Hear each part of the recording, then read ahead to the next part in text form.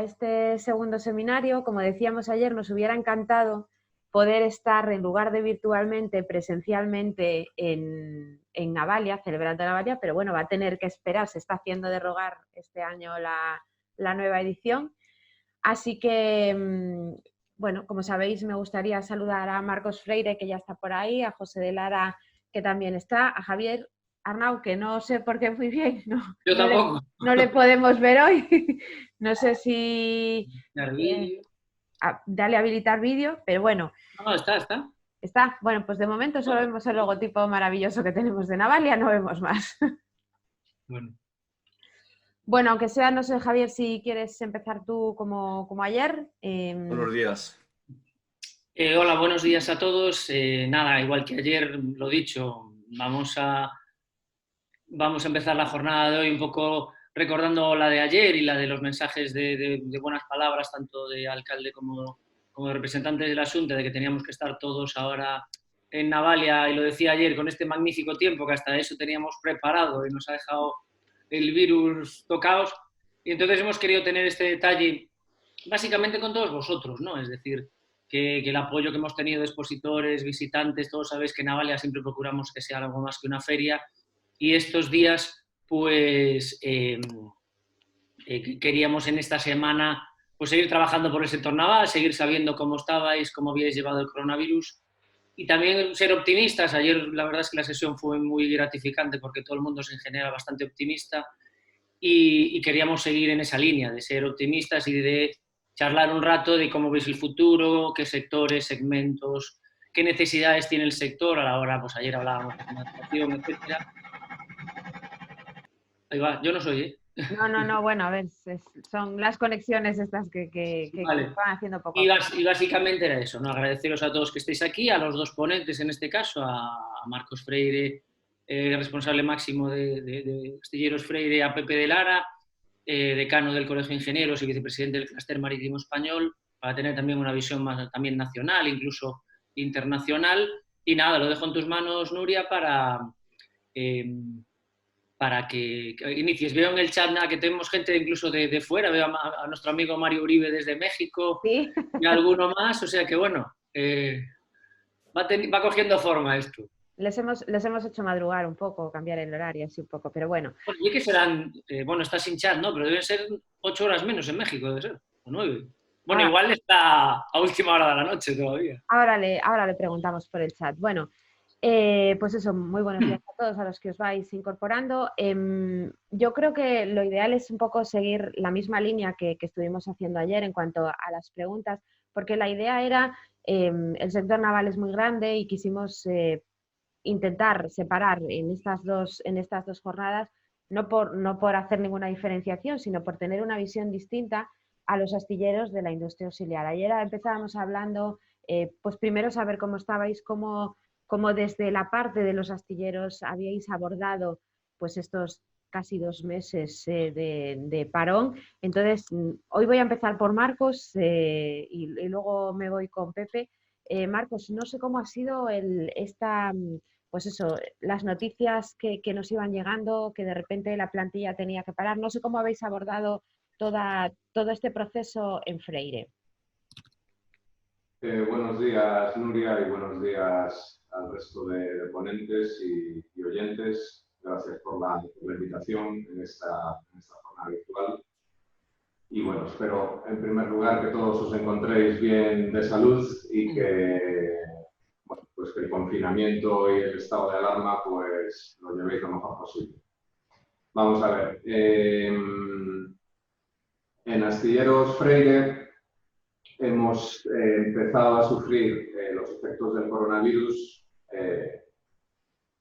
de forma, digamos, global, efectos colaterales globales en el ámbito contractual bastante antes de que la pandemia llegase a España y a Europa y en particular a España. Es decir, antes de la declaración de estado de alarma, una serie de contratistas principales internacionales que tienen desviada su actividad y su producción en Asia, en particular en China, pues ya empezamos a recibir ciertas notificaciones anunciando interrupciones, anunciando retrasos en los envíos de los equipos, incluso en los procesos de producción, etcétera.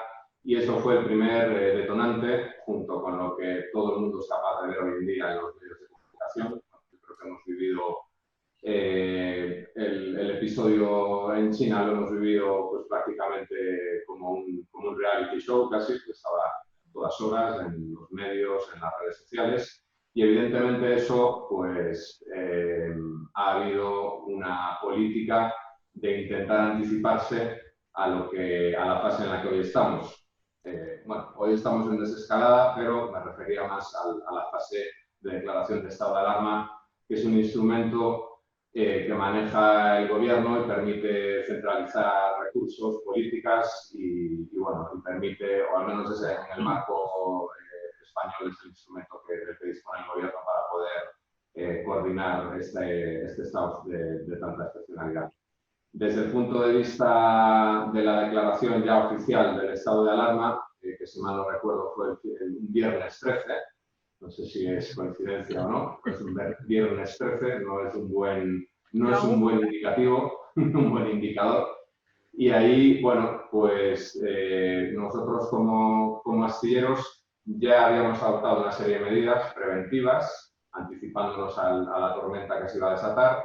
Empezamos a hacer ya una serie a través de un comité de crisis especial, pues con técnicos en prevención de riesgos, comité de empresa y directivos del astillero, pues empezamos a trazar y a idear un plan para frenar, primero, posibles contagios, medidas de protección, higiénicas, bueno, pues una serie de modificaciones internas para que la máquina no pare, o si tiene que parar, lo haga de forma tranquila o moderada y no de forma abrupta. ¿Qué pasa? Que nuestro entorno pues, no dependes únicamente de tus recursos propios del astillero. Nosotros somos aproximadamente 100 personas de lo que es la estructura propia, pero claro, tenemos picos de entre 500 y 600 personas ahora mismo en la actividad que tenemos, ¿no? con las nuevas construcciones y reparaciones. Y ahí es donde están los mayores riesgos de que se pueden producir contagios, se pueden producir simplemente sospechas que, bueno, pues creo que las empresas en este sentido, tanto industria auxiliar como astilleros, pues ya con este recorrido de casi 2 meses largos de coronavirus, pues hemos adaptado nuestros procesos internos con arreglo al procedimiento de actuación que indican las autoridades reguladoras, en este caso las sanitarias, y hemos intentado generar nuestro propio escudo protector, tanto interno como para también a disposición de las contratas, y hemos hecho una serie de modificaciones, hemos acudido al teletrabajo, hemos paralizado también durante unas semanas la producción, precisamente para poder habilitar un procedimiento efectivo contra COVID-19 y desde el pasado 13 de abril pues estamos navegando hacia las aguas de la nueva normalidad, o como queramos llamarle, nueva normalidad industrial en este caso. Y con todas las precauciones y con todas las prudencias y siendo pues, lo más sensato posible. Y también pues como el cinturón, ¿no? Pues dependiendo de cómo esté tu cuerpo, pues tendrás que apretarlo, liberarlo e intentamos flexibilizar ya no solo el proceso industrial, en el sentido de facilitar a los empleados, por ejemplo, pues el teletrabajo, la conciliación familiar, porque claro, el entorno familiar de cada uno de los trabajadores es muy importante y hay que hacer también pues, casos específicos para que la gente pueda trabajar desde casa, venir presencialmente al astillero con todas las medidas de seguridad y protección. Y desde el punto de vista productivo, pues también hemos creado turnos para que la gente se pueda también acomodar a la situación. Y bueno, en definitiva, como filosofía ya de constructor naval, pues estamos un poco habituados a que nos vengan de todos lados. Y en esta, pues lo vemos con cierto optimismo para seguir luchando y para seguir combatiendo esta pandemia. Y evidentemente es muy importante que todos estemos muy bien coordinados y que persigamos el mismo objetivo, aunemos esfuerzos y estemos más juntos que nunca. Yo creo que va a ser la conclusión de estos dos seminarios, la unión del sector, el que todos reméis, o que todos rememos en la misma dirección, eh, para poder salir de esta. Pepe, desde el clúster, desde las informaciones que os han llegado de empresas que pertenecen al clúster, ¿cómo se ha vivido estos 2 meses de parón? Supongo que más o menos estamos todos en la misma situación, pero no sé si puedes destacar pues, alguna diferencia, alguna curiosidad, algo que haya surgido y que nos puedas comentar. No sé si tenemos a Pepe por ahí. Sí, está silenciado. Vale, ahora. Bueno, para comenzar, oye, antes de nada, pues un afectuoso saludo a todos y desear que estéis muy bien.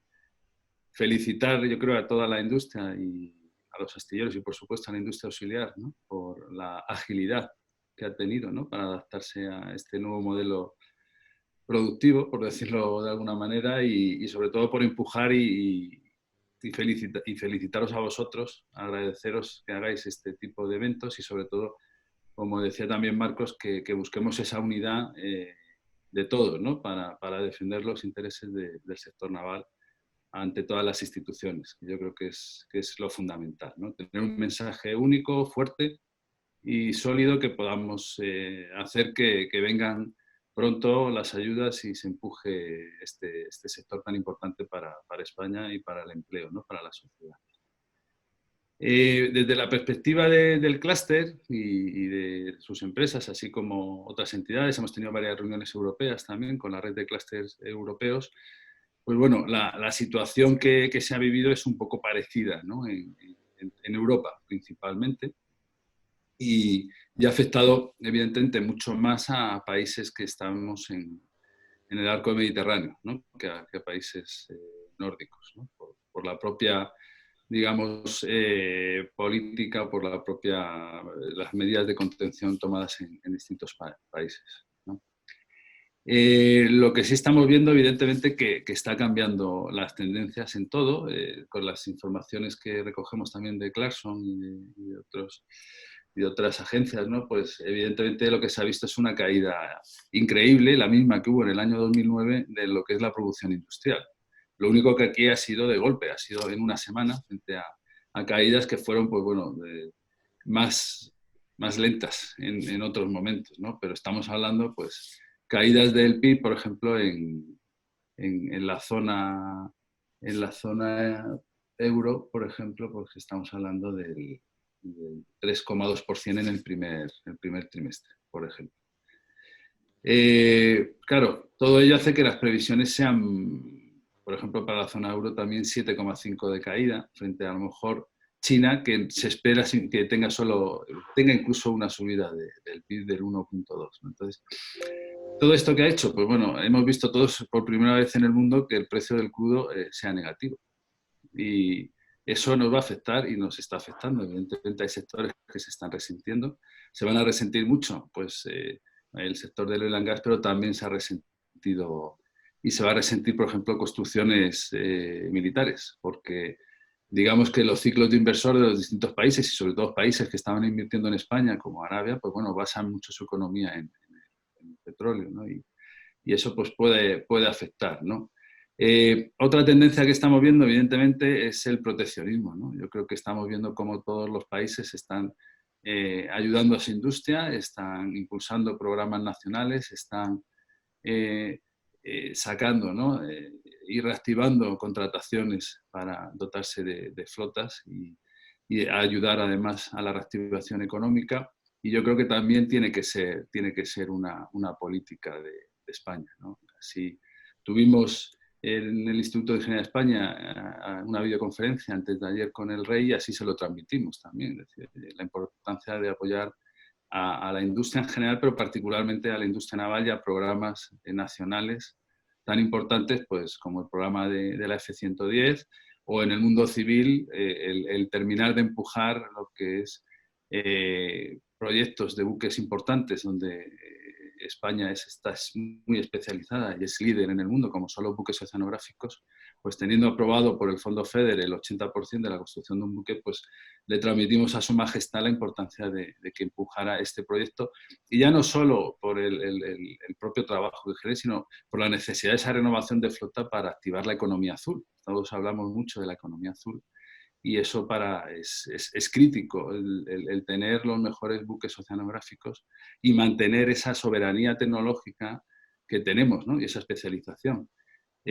Y esto es una opinión personal, pero yo creo que nuestra fortaleza, la fortaleza de nuestros astilleros, se basa quizás en dos aspectos que tenemos que impulsar.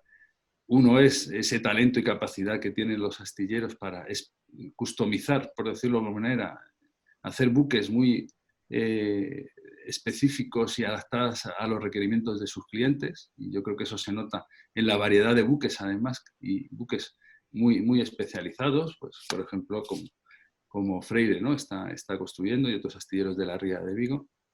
Y eso tenemos que protegerlo y mantenerlo. Y para proteger y mantener eso hay que proteger a la industria auxiliar, que es la que al final va a integrar los sistemas, equipos, es la que da ese pulmón, esa fortaleza, ese músculo a los astilleros. Y claro, hay que estar protegiéndola en todo momento, ¿no?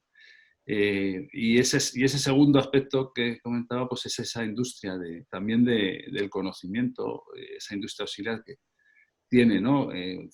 Ingenio, o desarrolla distintas metodologías, procesos para que esa customización sea un precio competitivo, porque evidentemente si no hay precio competitivo no viene el cliente.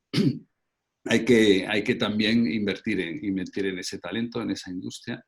Y es un poco también lo que estamos intentando, haciendo marca, estamos intentando impulsar, y lo hemos transmitido en una marca que sea España es Ingenio con un concepto abierto de que incluya evidentemente todas las profesiones, todos los profesionales y todos los trabajadores. Es decir, el ingenio es un bien de todos, y es lo que nos permite, pues, transformar eso, las ideas que se generan, los proyectos y los recursos en un bien, y al final en beneficio a la sociedad. Pepe, hablabas, perdona que te interrumpa, hablabas precisamente de esa conversación que habéis tenido con Su Majestad, y hablabas de tratar de competir en condiciones similares con el resto de los países, con otros. Eso precisamente nos contaba ayer el presidente de Acrunaga, Manuel Vázquez, y también después le traslado un poco la misma pregunta a Marcos. Es necesario que desde aquí se adopten medidas que os permitan competir en las mismas condiciones que otros países que han adoptado quizá, pues, unas medidas más competitivas, vamos a decir. ¿Qué medidas? ¿Qué necesita el sector en general? No solo la industria auxiliar, nos hablaba ayer Manuel de la industria auxiliar, pero los astilleros. ¿Qué necesitan los astilleros también? Te tengo aquí primero, Pepe, y después le pregunto a Marcos. Sí, bueno, como sabéis, Sea Europe está, ¿no?, muy activo y beligerante en este aspecto, porque se están viendo sobre todo lo que decía antes, apoyos de los distintos países, protegiendo su industria a través de contratos, ¿no? Que habla de Corea, que había hecho una contratación de 35 buques, y China, y luego vemos otros países que van en esa línea, ¿no? Evidentemente, lo que nos encontramos que es una decisión compleja, en el sentido de que tienes un recurso limitado y unos presupuestos limitados, y tienes que ver, ¿no?, cómo se distribuyen, y evidentemente la salud está priorizando, ¿no?, en muchos aspectos. Medidas, pues bueno, evidentemente son paquetes distintos, pueden ser medidas financieras, medidas fiscales y medidas de promoción, ¿no?, y de inversión, de I+D. Entonces, el paquete de medidas fiscales, pues yo creo que son muchos los que ya han transmitido el que se pueda monetizar quizás los créditos fiscales que puedan tener empresas por temas de I+D o de otra índole, que se puedan retrasar también determinados pagos fiscales, ¿no?, de manera financiera, pues abrir evidentemente el abanico de todo lo que son ayudas que permitan, ¿no?, el tener las garantías para poder construir y no tener, ¿no?, y poder acudir internacionalmente es fundamental. Yo creo que ganar confianza en el mercado, y sobre todo transmitir una imagen sólida al resto del mundo, es también importante, y de hecho, pues bueno, el recuperar, ¿no?, frente a situaciones anteriores un poco inestables, la confianza de CESCE o de otras herramientas para invertir en el sector es fundamental, ¿no? Bueno, es un gran conjunto. Claro. Marcos, ¿qué te parece? ¿Qué necesita? Bueno, como astillero, ¿cuáles son las necesidades primordiales de los astilleros? Y no sé si te unes o añades más de lo que nos contó ayer el presidente Acunada.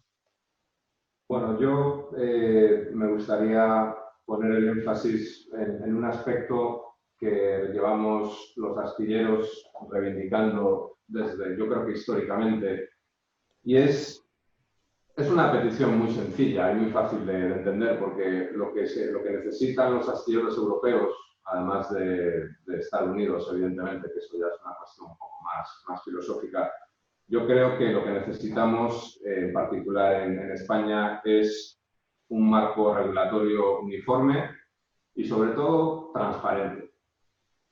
Transparente es importante, evidentemente, porque para alcanzar la uniformidad y la homogeneidad tenemos que contar con políticas de apoyo a la industria, tanto astilleros como empresas auxiliares, en las que se agrupan toda la cadena del sector, pues con instrumentos y mecanismos con la misma intensidad, con el mismo alcance, con la misma capacidad, y sobre todo políticas también de cada Estado miembro, en particular el de España, donde desde el punto de vista administrativo estas ayudas lleguen a los destinatarios, a los beneficiarios, y no pues, que te encuentres con un procedimiento administrativo en muchos casos que imposibilita el destino de la ayuda, en este caso a los astilleros. Yo creo que tenemos encima de la mesa ahora mismo un reto muy significativo y que tiene especial relevancia para los astilleros y también para la industria auxiliar, y es el marco regulatorio de la I+D+I. Yo creo que en innovación es el camino donde todos tenemos que redoblar esfuerzos, donde las políticas industriales se deben poner el foco de atención, porque va a ser un elemento a través del cual los astilleros vamos a alcanzar la competitividad que necesitamos para afrontar una situación muy dura que se nos avecina. Hay que ver todo con optimismo y veremos el vaso medio lleno, pero seamos responsables siendo conscientes de la realidad que tenemos delante de nuestros ojos ahora mismo. Es decir, el mercado va a entrar, antes lo apuntaba muy bien Pepe, hay una serie de indicadores ya pues, muy alarmantes, y en particular el mercado de construcción naval, la industria de construcción naval, pues evidentemente va a tener una caída vertiginosa. Es decir, todos conocemos que toda la actividad comercial que estaba en marcha este año pues está sufriendo grandes paralizaciones,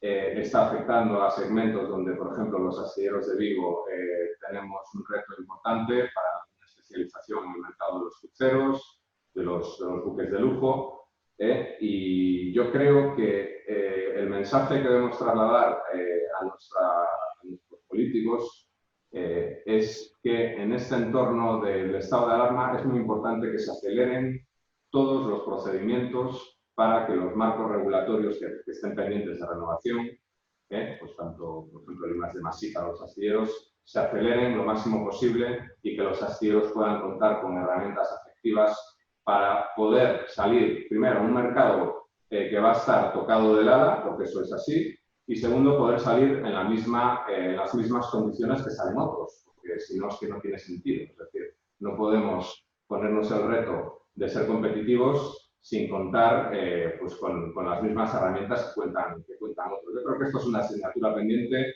y no sé si nosotros, haciendo autocrítica, estamos fallando a la hora de comunicarlo, a través también de la inmensa dispersión que hay de organismos, bueno, de instituciones y asociaciones en torno al sector naval.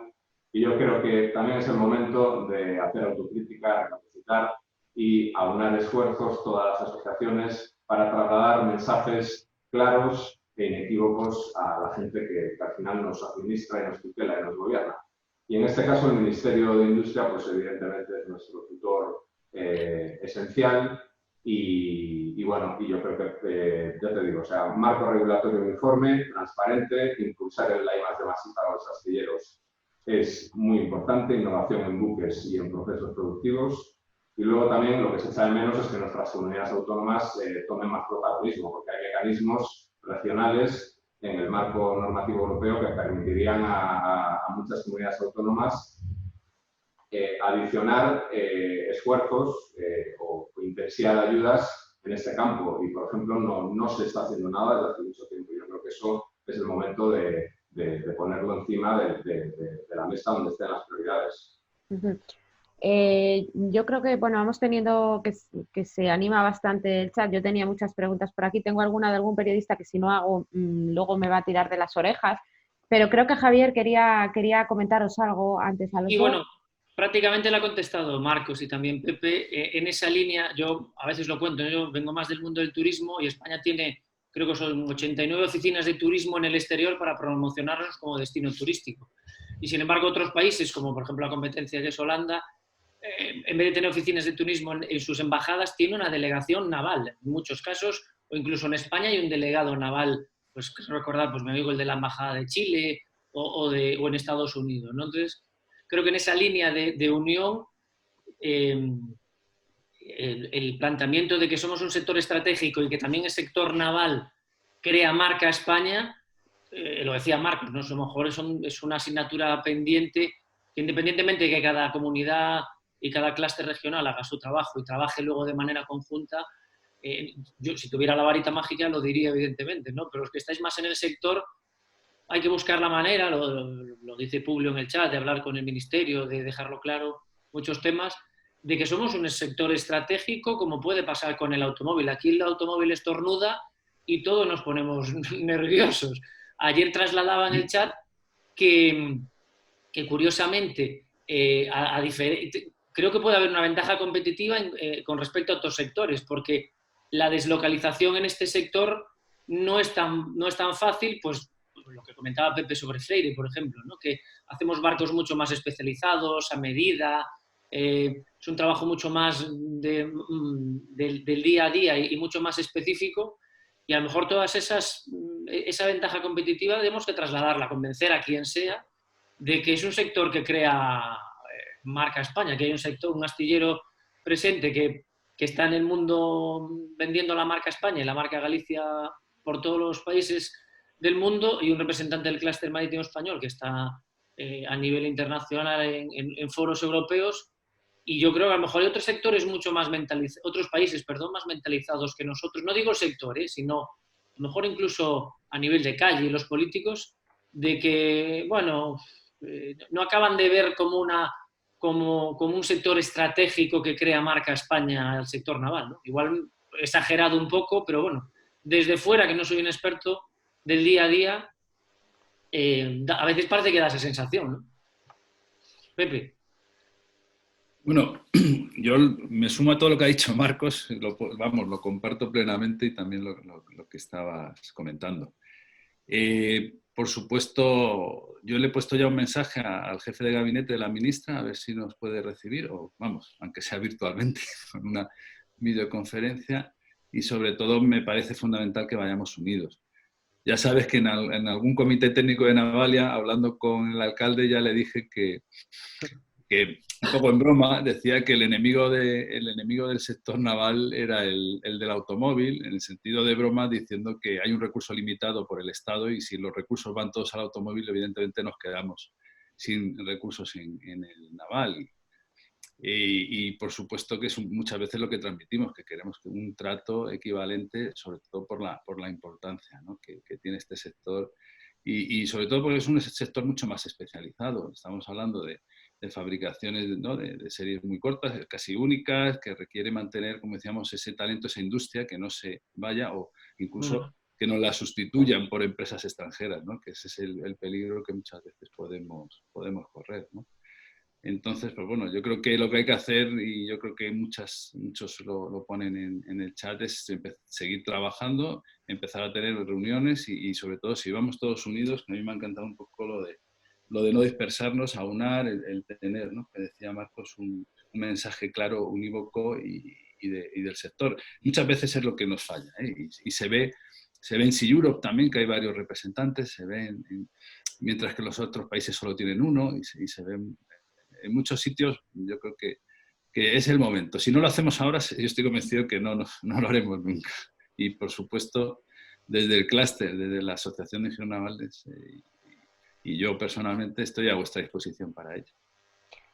Vamos a volver al chat porque se nos quedaban bastantes preguntas y ha habido una que ha hecho Alberto Iglesias, que como te tengo aquí, Pepe, delante ya en cámara, ya no ando pasando. Dice, la cuarentena para los trabajadores extranjeros afecta gravemente a los astilleros por la dificultad de convencer a un trabajador que venga, por ejemplo, para hacer un commissioning, teniendo que estar previamente 14 días confinado, es decir, lo que acaba de salir ahora. Pregunta, ¿ha hecho el clúster algo por resolver este tema? Por ejemplo, sustituyendo la cuarentena por una PCR o algo similar. A ver, no lo hemos hecho porque no son nuestras competencias. Lo que Claro. sí hicimos fue... yo antes de la reunión con el rey, por supuesto, estuve consultando a muchas personas, ¿no? Una de ellas fue Juan Luis Sánchez, que es el vicepresidente de SEA Europe del grupo de reparaciones. Y aparte, pues, conocéis que es director general de Astander, ¿no? Esa era su principal preocupación. Ellos habían tenido un descenso brutal en todo lo que eran buques que venían a reparar, simplemente porque los inspectores del armador no podían viajar porque tenían ese problema. Se lo hemos transmitido, lo estamos transmitiendo a industria, pero evidentemente se nos escapa. Nosotros podemos hacer lobby, podemos transmitir cuáles son los problemas e incluso transmitimos también que veíamos o podíamos ver un cierto riesgo de cambio de pérdida de clientes, porque los clientes desconfiaban un poco en que se iban a poder hacer los trabajos y encima no puede tener gente que supervise esos trabajos y eso puede hacer que otros clientes que no estaban en el escenario aprovechen la situación, lo cual es mucho más grave, ¿no? Incluso pues decíamos que, oye, se pueden perder tráficos de mercancías, que también sería muy grave y podría afectar, ¿no? en ese sentido. Entonces, es un problema, la pregunta es buenísima, es un problema clarísimo que tenemos que incidir, ¿no? Marcos, yo supongo que, bueno, no sé si tenéis trabajadores en este momento internacionales o que vengan de otros países en el astillero, pero que claro, que es un problema, que tener que a lo mejor traer trabajadores de otros países o alguien de otro país y que tenga que pasar una cuarentena de 14 días antes de poder incorporarse o de visitar un astillero, por ejemplo. Pues sí, comparto la inquietud con Alberto Iglesias de Metalships, porque efectivamente todos aquellos astilleros que tengamos proyectos de nueva construcción que ya estén en una fase de ultimación del proyecto, pues evidentemente requieren el commissioning famoso, la puesta en marcha de los equipos principales del barco, las herramientas principales del barco, que, bueno, pues en estos casos lo habitual es que sean suministros de empresas que están fuera de España, por ejemplo, Noruega, donde se requiere el desplazamiento de técnicos durante un tiempo determinado en el astillero y, obviamente,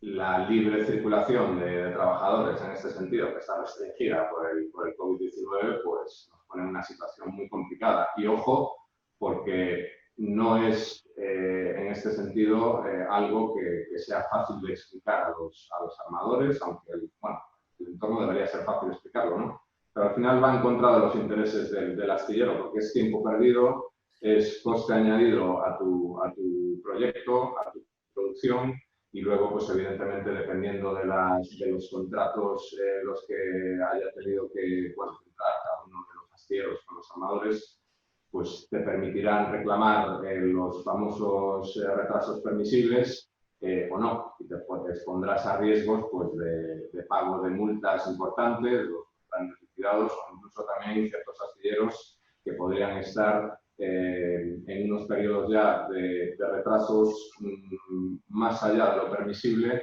peligrando la viabilidad del propio contrato, es decir, que contratos que puedan estar pues al borde a lo mejor de un episodio de suspensión o de cancelación. Entonces, efectivamente, yo creo que es un punto muy, muy relevante. Evidentemente, se tiene que hacer una excepcionalidad para estos trabajadores. Esto afectará también a otras industrias, evidentemente, pero en la naval se tiene que contar con un mecanismo y sobre todo, si estuviese descentralizado, mucho mejor para que las unidades autónomas, donde están los astilleros, astilleros en Galicia, País Vasco, Asturias, por ejemplo, o también en Baleares, pues que se permita un tráfico fluido, ordenado y controlado con las medidas sanitarias oportunas, pero evidentemente, ¿en qué cabeza cabe que un técnico, por ejemplo, de una empresa noruega, para realizar un trabajo de 5 días en Metalships o en Freyre, tenga que estar en cuarentena 2 semanas en Vigo? Que no tiene ningún sentido. Entonces, yo creo que es algo que hay que trasladar de una forma muy clara y que llegue el mensaje de forma muy directa, porque hay muchos astilleros que están en esa fase y evidentemente se están haciendo consultas, pero estamos absolutamente desamparados. Claro. Yo, aprovechando que veo alguna pregunta del chat de temas técnicos, ya lanzo la pregunta enganchándola con una que hay en el chat, ¿no? Un poco en cuanto a la visión de futuro, ya lo habéis comentado más o menos, pero ayer también hablábamos de qué segmentos se podrían recuperar antes o dónde podríamos ser estratégicos. Ayer hablaban, evidentemente, el tema de los cruceros pues puede estar complicado, como comentaba Marcos, durante un tiempo, pero el presidente Acrunaga, incluso Tony de Jove, hablaban pues, del sector pesquero, que sigue teniendo actividad y hay construcciones, reparaciones. Hablaba de la eólica, que había que dar un paso ya definitivo. Y veo también en el chat alguna pregunta relacionada con el ENG, con conversaciones del ENGC, lo estoy leyendo, productos similares al Yetisles. Entonces, yo no sé, la pregunta es para los dos. ¿Qué segmentos, en toda crisis, decía Tony, él lo veía como una oportunidad? Sabéis los que conocéis a Tony, que él es siempre optimista por naturaleza. ¿Qué segmentos dentro de la dificultad creéis que se pueden recuperar, donde se puede sembrar o seguir trabajando para recuperarse antes e incluso posicionarlos, ¿no?, como mercado? Marcos, que estabas hablando ya. Bueno, yo creo que eso es una pregunta difícil. Bastante, sí, evidentemente difícil de contestar, pero por una circunstancia evidente, ¿no?, que es el factor incertidumbre. Es decir, cómo medimos la incertidumbre y cómo podemos protegernos de aquí a un futuro, pues esperemos que sea a corto plazo, donde esperemos que la comunidad científica ponga a disposición del planeta pues, un tratamiento efectivo contra la pandemia, una vacuna que la pueda remediar. Y en ese sentido, pronosticar para qué segmentos puede suponer una oportunidad la crisis del coronavirus, yo creo que los segmentos que pueden verse fortalecidos, o la industria en general, es la que mayor capacidad de adaptación pueda tener a corto plazo para superar los obstáculos. En ese sentido, pues también estar muy pendientes de las pocas oportunidades de negocio que hay ahora mismo en el mundo. Y no veo tampoco que vaya a haber, mi opinión, no soy ningún experto como para dar un pronóstico, evidentemente, pero no acabo de ver qué sectores puedan verse más fortalecidos después de esta crisis. Desde el punto de vista del sector energético, Pepe antes lo apuntaba, o sea, estamos en una situación totalmente insólita, donde están tipos negativos el crudo. Evidentemente, las energías renovables, yo creo que también hay ejemplos que siguen su ruta, no les está afectando demasiado, pero evidentemente les va a afectar a corto plazo y a medio seguramente, pues porque como otras industrias son dependientes de fuentes de inversión importantes. Y en este ámbito, pues todas las inversiones están paralizadas, ¿no? Están en estudio, evidentemente, ante un estado pandémico como el que estamos viviendo, donde el factor dominante es la incertidumbre, pues es complicado. Sí, bueno, comparto también la visión de Marcos. Yo sí que creo, por un poco las conversaciones que estamos teniendo a nivel europeo y la política europea, que el mundo de la descarbonización y lo que es el cambio del mix energético va a tirar. Y va a tirar porque va a haber bastante dinero europeo en temas de innovación e investigación, como pedía Marcos.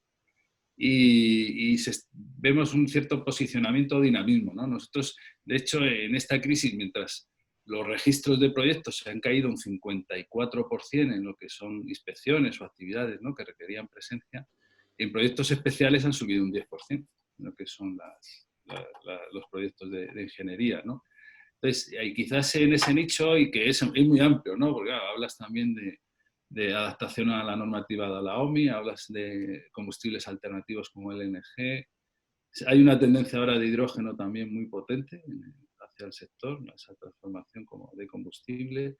Y, por supuesto, todos los buques que son necesarios para y estructura, ¿no?, para los parques eólicos marinos, ¿no? La flotante, el otro día hubo una videoconferencia muy interesante en Reino Unido del CEO de Responsables Renovables de Iberdrola, y la flotante está tirando. Windar está trabajando a tope para hacer las entregas que tenía previstas para Estados Unidos. O sea, lo que sí hemos visto en el mercado de Estados Unidos, otros mercados, y en el tema de energías no se ha parado, y lo que no está claro, a lo mejor, que es lo que dice Marcos, si va a haber ese parón. O sea, mientras han parado prácticamente todas las decisiones de inversión, todas las decisiones de contratación en otras áreas, lo que aquí se han mantenido, pero bueno, yo creo que hemos visto, por ejemplo, ayer salió una noticia así en Gamesa, un molino de 15 megavatios y palas de 100 metros que, oye, es capaz, 20 molinos son capaces de alimentar a una ciudad como Bilbao. Pues, esa tendencia mundial está allí y se necesitan buques para hacer los estudios, para instalar, para operar, para mantener, para todo, ¿no? Y a lo mejor ese es un área importante. El otro área que yo creo que tenemos que proteger es el área, por supuesto, de investigación, porque solo se conoce el 10% de los océanos, es un recurso fundamental y es nuestro medio donde las industrias se tienen que desarrollar. Y evidentemente el nicho luego, pues yo creo que es evidente, y también decía Marcos, la especialización de cada uno. Hay que proteger eso que te diferencia, eso que te ha hecho competitivo y eso que te hace estar en el mercado, ¿no? Eso cada uno es el que tiene que ver. ¿Vale? De cruceros, sí, por un apunte, lo que sí estamos viendo, como evidentemente se ha caído el 100% la contratación, bueno, perdón, un 71% según los datos de Clarkson, pero lo que sí estamos viendo, y es curioso, las agencias de turismo dicen que se están realizando ya contrataciones para el 2021. Dice que las reservas se han incrementado un 40% para el 2021 y que hay una cierta actividad, ¿no?, por parte. Ahí hay un mercado también importante de adaptar esos buques y a ese nuevo modelo.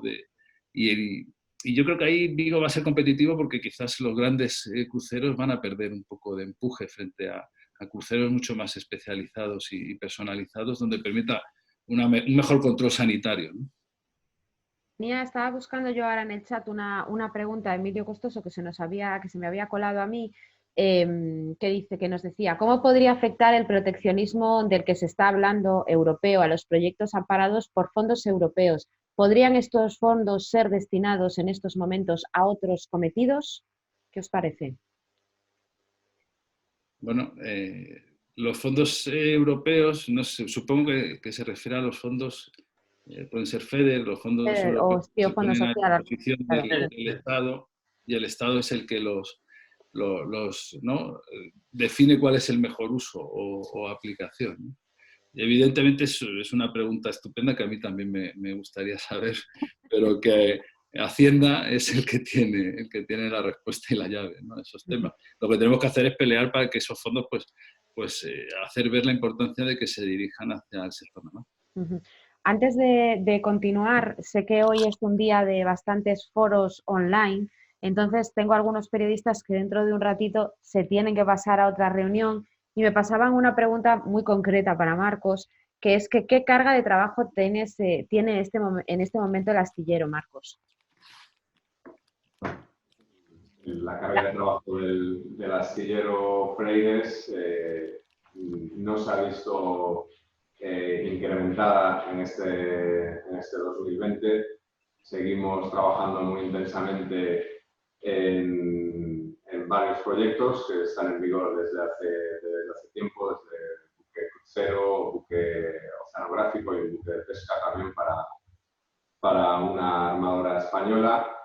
Y como comentaba antes, pues intensificando mucho todos los esfuerzos en todos los departamentos pues para salir de esta tormenta cuanto antes y bueno, recuperar pues la actividad y llegar a niveles pues parecidos a los que estábamos la tendencia de los últimos años. Uh-huh. Tenemos una pregunta por aquí que nos hace Ángel y dice, ¿qué ventajas comparativas podrían desarrollarse para competir a nivel internacional ahora que se vislumbra un periodo de relocalización y proteccionismo de la industria propia en cada país? Yo creo que algo hemos abordado, pero bueno, no sé si, Marcos, que te tengo en pantalla, no sé si puedes empezar a contestar y luego que añada algo Pepe. Sí, te perdí un poco la comunicación. La pregunta, ¿se la puedes repetir, por favor? Sí, claro. ¿Qué ventajas comparativas podrían desarrollarse para competir a nivel internacional ahora que se vislumbra un periodo de relocalización y proteccionismo de la industria propia en cada país? Bueno, pues yo creo que efectivamente lo hemos tocado antes. Son las demandas históricas del sector para que esas herramientas con las que cuentan otros Estados miembros se consoliden en nuestros mecanismos de ayuda y se intensifiquen lo máximo posible. Y evidentemente hay que tener en cuenta ahora que en las políticas de proteccionismo del entorno internacional, pues nuestros mecanismos tienen que prever esas amenazas y en ese sentido pues también tener la flexibilidad. Nos está teniendo flexibilidad en todos los ámbitos, desde el laboral, desde el propio industrial, pues en el ámbito regulatorio hay que tener la flexibilidad suficiente para acelerar todos los procedimientos de aprobación de los mecanismos de ayuda y adecuarlos primero a los competidores y segundo contextualizarlos también en un entorno donde en los próximos años vamos a entrar ya con las amenazas tradicionales de países fuera del entorno. Si en sus propios estados van a incrementar esas ayudas con las que nosotros nos contamos, pues nosotros tendremos que estar preparados para salir a la misma cancha pues lo mejor posibles. Pepe.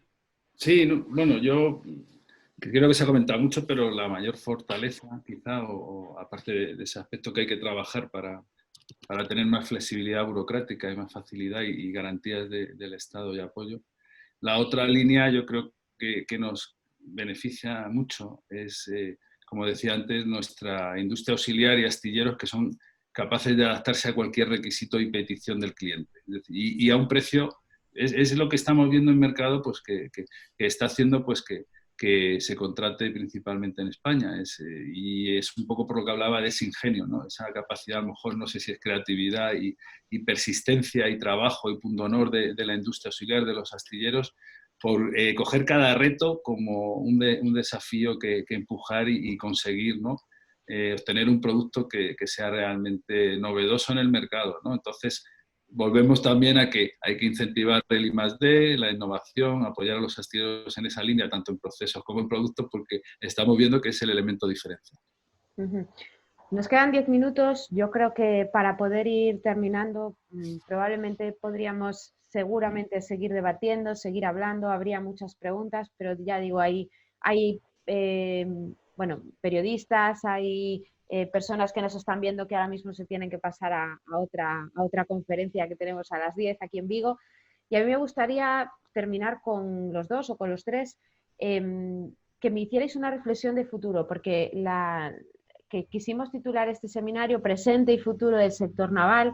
Cierto es que, y valga la redundancia, tenemos un futuro un poco incierto, como lleváis hablando a lo largo de esta hora, pero sí me gustaría que me hicierais, como si tuvierais, imaginaros una pequeña bola de cristal, y a ver si me podéis hacer un poco una reflexión a futuro de hacia dónde vamos a ir y qué nos vamos a encontrar. Les decía yo ayer a nuestros dos ponentes, por ejemplo, al corto plazo, en octubre, cuando nos veamos todos en Navalia, que yo tengo el convencimiento de que ahí va a ser el primer encuentro del sector, ¿qué nos vamos a encontrar en este corto plazo?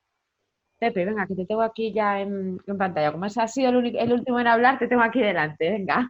Bueno, a mí me gusta decir que el futuro no lo podemos predecir, pero lo podemos crear, ¿no? Yo Bien. creo que lo más importante, a mi reflexión, es la confianza, que tenemos que tener confianza en nuestras capacidades, la perseverancia, como decía antes, o lucha por defender los intereses unidos. Y en este sentido yo creo que hay una cosa a lo mejor que no hemos comentado que es importante, el proteger nuestros armadores o proteger también las industrias energéticas españolas, porque estamos viendo que también es una fuente de inversión importante, ya sean armadores de pesca o de otra índole, ¿no? Suelen invertir en España, suelen construir en España y es un poco lo que hay que hacer, proteger esos armadores para que inviertan y construyan también en España. Y para concluir, yo creo un poco en esa conclusión de confianza y de que el futuro lo creamos nosotros, no lo podemos predecir, pero sí crear, yo creo que animar a todos a ir a Navalia como momento de lanzamiento. Como decíamos antes, han parado actividades comerciales y es importantísimo, ¿no? El que esa confianza se recupere también, que podamos reunirnos, vernos, el compartir experiencias, el animar, ¿no? a todos los posibles compradores que acudan y que podamos debatir y construir juntos ese futuro. Marcos. Bueno, pues yo confío que en el mes de octubre, que está a la vuelta de la esquina, pues que tengamos un panorama un poco más alentador y que podamos tener una esperanza razonable para que el 2021 pues, sea un año de recuperación, de regeneración de la confianza. Yo creo que esto que ha apuntado Pepe es clave también.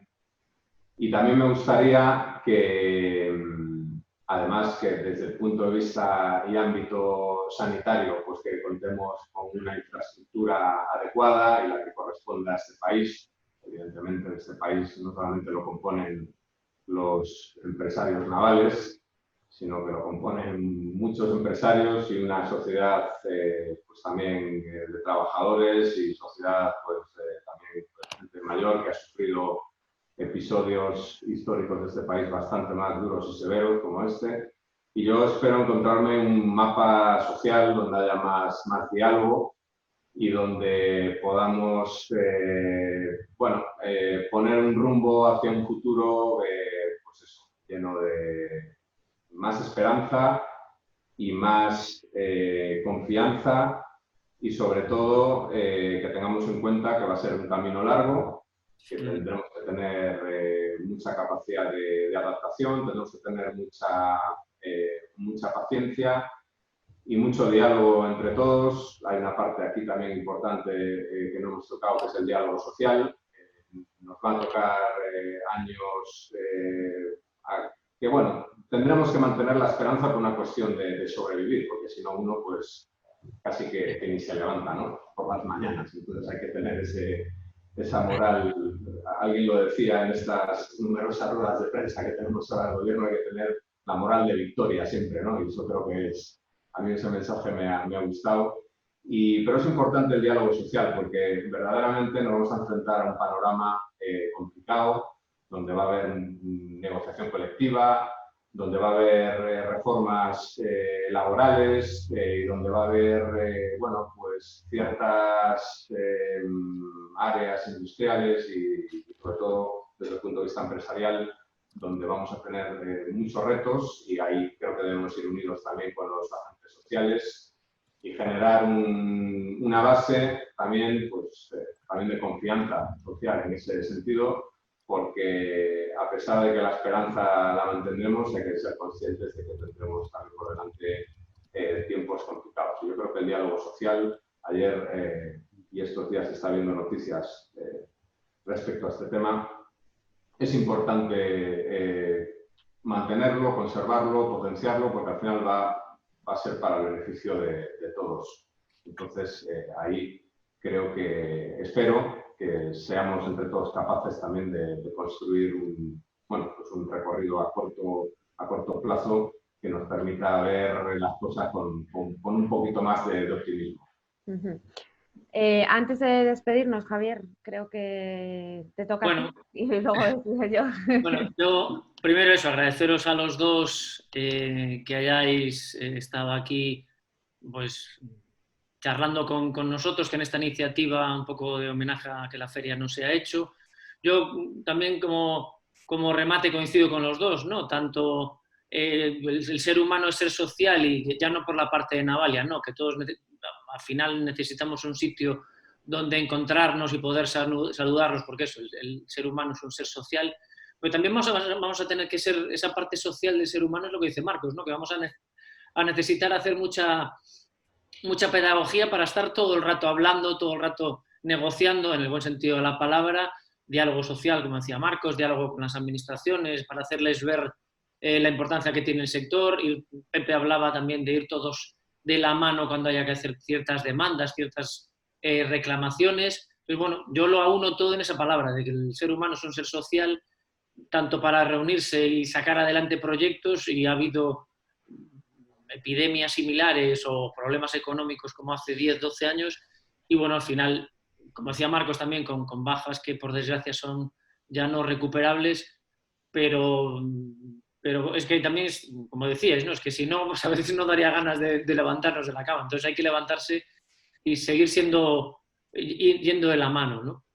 Y un poco, bueno, agradeciéndoos también que la sala está llena otra vez, teníamos un cupo de 100 personas y lo hemos llenado y hay muchas preguntas y podríamos, como decía Nuria, como moderadora, estar aquí una hora más. Sí que un poco visto la experiencia, bueno, pues en el futuro más cercano, independientemente de la fecha de Navalia, de octubre, pues iremos pensando en nuevas acciones de este tipo, similares, en la que demos voz a más gente, a más sectores. Ayer hablábamos del IEO, hablábamos del sector militar. Aprovechando que tengo a Mario en pantalla, pues también abrir una ventana a América Latina y a cómo están allí viviendo el sector, la crisis, y también cómo se pueden recuperar. Y nada más, insisto, dejo la palabra a Nuria para que cierre, pero bueno, de verdad que agradecidos de que dentro de la tristeza no haber hecho la feria, ver que estáis todos ahí, en pantalla os veo algunos, y que seguís bien. Exacto, lo más importante es seguir bien. Pues lo dicho, muchas gracias a todos. Eso, lo que ha dicho Javier, probablemente ahora empecemos a darle vueltas y a engrasar la maquinaria para seguir haciendo seminarios de este tipo hasta que lleguemos a octubre y realmente podamos saludarnos y vernos y ver que estamos todos bien y ver que, como decía Marcos, tenemos una situación un poquito mejor a la que tenemos ahora. Gracias a todos, a los ponentes, a los que habéis estado ayer y hoy. Y si tenéis a alguien que se haya quedado fuera, que lamentablemente se nos haya quedado pequeña la sala, en un ratito a través de nuestro canal de YouTube colgaremos esta charla para que aquellos que no han podido asistir pues puedan verla aunque sea en diferido. De verdad que muchísimas gracias a todos y nos vemos en octubre.